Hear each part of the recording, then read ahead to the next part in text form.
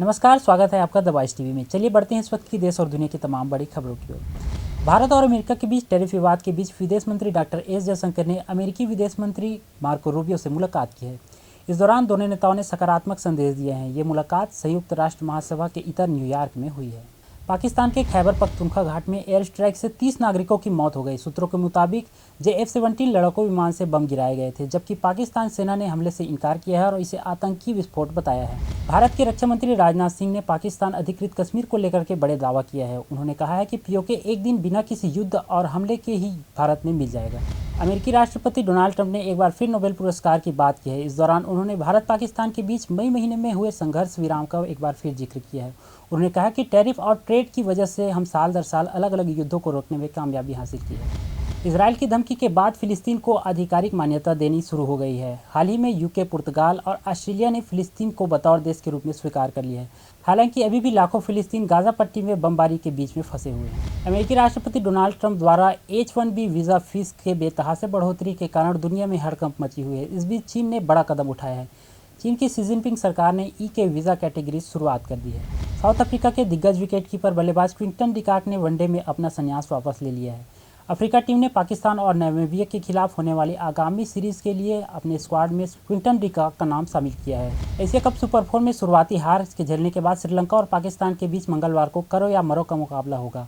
दोनों टीमों के लिए मैच जीतना बेहद ही जरूरी है। दोनों में से जो टीम हारेगी वह फाइनल में पहुंचने की उम्मीदें बेहद ही कम हो जाएगी। एशिया कप सुपर 4 में पाकिस्तान के खिलाफ भारत की जीत के बाद शुभमन गिल की एक इंस्टाग्राम पोस्ट वायरल हो रही है।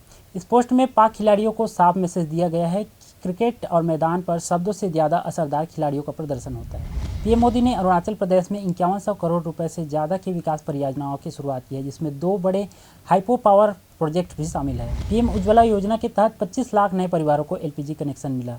भारत सरकार के पेट्रोलियम एवं प्राकृतिक मंत्रालय ने ऐलान किया है कि अब 10.58 करोड़ से ज़्यादा परिवारों को LPG कनेक्शन का लाभ दिया जा चुका है। सुप्रीम कोर्ट ने न्यायपालिका के कामकारों को लेकर के सख्त टिप्पणी की है। शीर्ष कोर्ट ने कहा है कुछ कोर्ट जजों का काम संतोषजनक नहीं रहा है, उनके प्रदर्शन का मूल्यांकन करने की जरूरत है। अभिनेत्री जैकलीन फर्नांडिस को सुप्रीम कोर्ट से राहत नहीं मिली। कोर्ट ने 200 करोड़ रुपए के मनी लॉन्ड्रिंग केस में दिल्ली कोर्ट के फैसले पर दखल देने से इनकार कर दिया है। जैकलीन ने ED के खिलाफ FIR रद्द करने की मांग की थी। यशराज फिल्म ने मर्दानी 3 का पहला पोस्टर जारी कर दिया है। इसमें रानी मुखर्जी यानी शिवानी शिवजी राय अपने खतरनाक अंदाज में दिख रही है। आर्यन खान की web series the bats of Bollywood में रणबीर कपूर के एक विवादित सीन पर मानवाधिकार आयोग ने आपत्ति जताई है। इस दृश्य में रणबीर कपूर ने सिगरेट पीते हुए नजर आ रहे हैं। स्टॉक मार्केट में मजबूत लिस्टिंग के बाद भी प्रतीक के शेयरों में बना बिकवाली का दबाव। डॉलर की तुलना में रुपए के रिकॉर्ड गिरावट हुई है। अभी तक सबसे निचले स्तर पर पहुंच चुकी है भारतीय मुद्रा। PMJY के 7 साल पूरे हो चुके हैं। ऐसे में 55 करोड़ से अधिक लोगों तक इनका लाभ पहुंचाया जा चुका है। 71वां राष्ट्रीय फिल्म पुरस्कार समारोह आज है। ऐसे में राष्ट्रपति द्रौपदी मुर्मू विजेताओं को सम्मानित करेंगे। पार्श्व गायक जुबिन गर्ग का दोबारा पोस्टमार्टम राजकीय सम्मान के साथ अंतिम विदाई किया जाएगा। दिल्ली में कट्टू का आटा खाने से लोगों की तबीयत बिगड़ी है, जिसमें 200 से अधिक लोग अस्पताल पहुंचे हैं। सभी के हालात स्थिर है। इंदौर में 3 मंजिला इमारत गिर गया है, जिससे 2 लोगों की मौत हो गई है और 12 लोग घायल हुए हैं। राहुल गांधी का बयान सामने आया है, जिसमें उन्होंने बेरोजगारी को सबसे बड़ा संकट बताया है। बांग्लादेश फरवरी में संसदीय चुनाव के लिए पूरी तरह तैयार है। प्रोफेसर यूनुस ने अमेरिकी विशेष दूत गोर से मुलाकात के दौरान इस जानकारी को साझा किया। जयंती प्रदर्शन के बाद नेपाल में पर्यटकों की संख्या में भारी कमी आई है। बांग्लादेश के NCP नेता अख्तर हुसैन पर अमेरिका में हमला हुआ है। नवरात्र का दूसरा दिन तप, त्याग, संयम और सदाचार की देवी ब्रह्मचारिणी को समर्पित है। दरबार में श्रद्धालुओं की भीड़ उमड़ रही है। विधानसभा चुनाव से पहले नीतीश ने युवाओं के लिए खजाना खोला है। 60% आबादी को संवारने की कोशिश की जा रही है। वाराणसी के सभी थानों में हर सप्ताह गुड वर्क अनिवार्य होगा। सोहदों और असामाजिक तत्वों के खिलाफ कड़ी कार्यवाही होगी। रांची के कर्रू सहित अन्य ठिकानों पर ED ने छापेमारी की है। अलीगढ़ में टक्कर के बाद वाहनों में आग लगी, जिससे 4 लोग जिंदा जल गए हैं। कोलकाता में भारी बारिश के बीच तबाही देखने को मिली है। 5 लोगों की मौत हुई है और मेट्रो और रेल सुविधाएं बाधित हुई है। प्रयागराज में बाढ़ से भारी तबाही, 7 किसानों की फसलें पूरी तरीके से बर्बाद हो गई। योगी सरकार इस फसल नुकसान की भरपाई करेगी। लखनऊ में बन रहा देश का सबसे बड़ा दुर्गा पंडाल, गिनीज बुक में दर्ज होगा नाम। हक का टीजर सामने आया है। साहबानों के रोल में यामी गौतम का जलवा देखने को मिलेगा।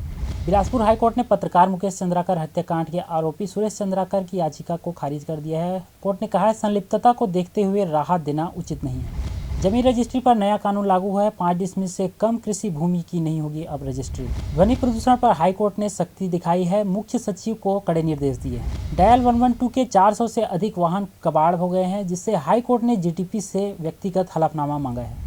पूर्व मंत्री ननकीराम कंवर के पत्र के बाद भूपेश बघेल ने कहा है कि देखने वाली बात है कि भाजपा के वरिष्ठ नेताओं की क्या स्थिति है। गुरुग्राम के मंत्री राव रणवीर सिंह के आवास में कांस्टेबल ने आत्महत्या कर ली है। छत्तीसगढ़ के 2 संभागों में 4 दिन होगी जोरदार बारिश। प्रदेश भर में बारिश का कोटा पूरा होने के कगार पर। शिक्षकों और विद्यार्थियों की उपस्थिति अब मोबाइल ऐप के माध्यम से दर्ज होगी। सीएम साय ने डोंगरगढ़ दर्शन के लिए जा रहे बस को हरी झंडी दिखाई। कांग्रेस ने कहा, गब्बर सिंह टेस्ट के लिए पीएम मोदी मांगे माफी। 8 साल पहले राहुल गांधी की भविष्यवाणी सच साबित हुई। खेत से मूंगफली उखाड़ने पर बोलेरो से पिता पुत्र को कुचलकर मार डाला, एक की हालत गंभीर, पुलिस पर लगे गंभीर आरोप। पंडित रविशंकर विश्वविद्यालय का होगा अपना झंडा, छात्रों के बीच प्रतिस्पर्धा कर बनाया जाएगा झंडा का डिजाइन। मरवाही पुलिस ने अंतर्राज्यीय पशु तस्कर को गिरफ्तार किया है, पुलिस को चकमा देकर हो गया था फरार। मिर्जापुर के विंध्याधाम में दिखा पुलिस की सेवाभाव, 108 वर्षीय बुजुर्ग महिला को कराया सुगम दर्शन। यूपी के सीतापुर जेल से 23 महीने बाद रिहा हुए आजम खान, समाजवादी पार्टी के सीनियर नेता है आजम खान। आज की खबरों में इतना ही, तब तक के लिए बने रहे हमारे साथ। नमस्कार।